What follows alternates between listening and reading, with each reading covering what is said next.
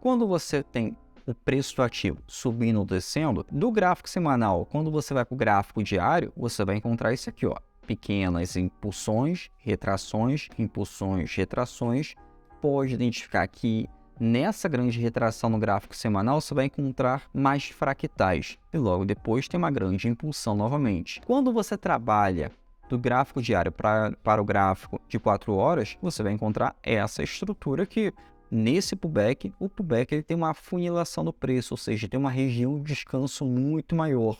Então é por isso que é importante você trabalhar com mais de um tempo gráfico, porque você consegue enxergar em tempos gráficos menores o que você não enxerga em um tempo gráfico maiores, como o tempo gráfico semanal ou o tempo gráfico diário. Você tem uma visão mais ampla, inclusive você tem uma entrada mais técnica e muito mais afiada na operação. Lembrando que quando você trabalha com o stop em tempos gráficos menores, a tendência é que você tenha stops muito mais curtos e com isso você tem stops mais ineficientes. Por quê? Você não pega uma amplitude de segurança quando o preço do ativo, no gráfico diário, por exemplo, tem essa amplitude, tem impulsão, retração e impulsão.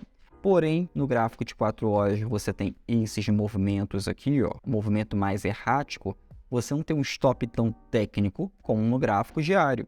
No gráfico de 4 horas, você tem um stop um pouco mais errôneo. Então, você pode pegar um stop muito... Você pode ser stopado muito mais vezes, então você também pode fazer muito mais operações. E esse não é ideal. O ideal é colocar stops em tempos gráficos maiores, porque aí você tem muito mais assertividade na operação.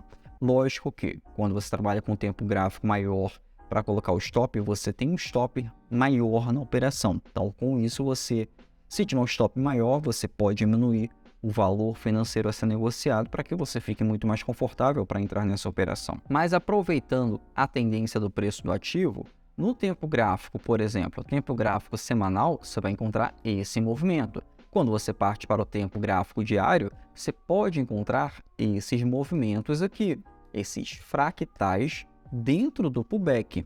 Porém, com esses fractais dentro do pullback, você pode encontrar isso aqui, a resistência e o suporte.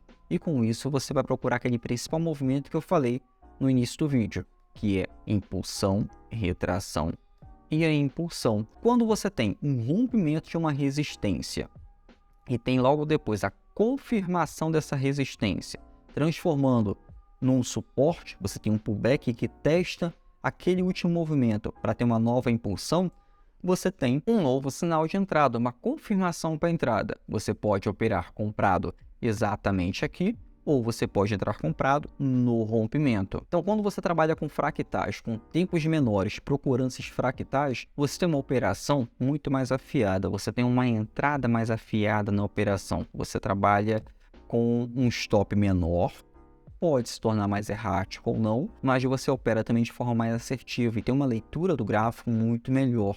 Por exemplo, esse padrão aqui se repete muito no gráfico de 4 horas. Quando você tem uma grande impulsão, retração, impulsão, ou você tem uma tendência de alta, você vai encontrar essas fractais, ou esse pullback, ou essa pequena lateralização dentro da tendência com muito mais frequência nesse tempo gráfico de 4 horas. Já no gráfico diário, você não vai encontrar tanto isso. Mas quando você trabalha com a tendência no tempo gráfico semanal, você pode ir lá no gráfico diário, que também você pode encontrar esse tipo de operação, esse tipo de estrutura na qual te dá suportes e resistências.